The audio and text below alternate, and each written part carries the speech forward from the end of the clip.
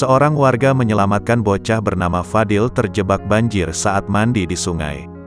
Peristiwa itu terjadi di Sungai Pangkon, Desa Banteran, Kecamatan Sumbang, Banyumas, Jawa Tengah.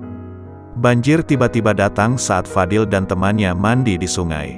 Fadil pun sempat hanyut terbawa arus hingga sekitar 100 meter.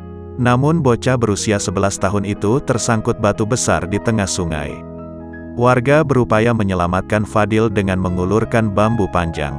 Setelah diselamatkan warga, Fadil kemudian dibawa ke puskesmas setempat.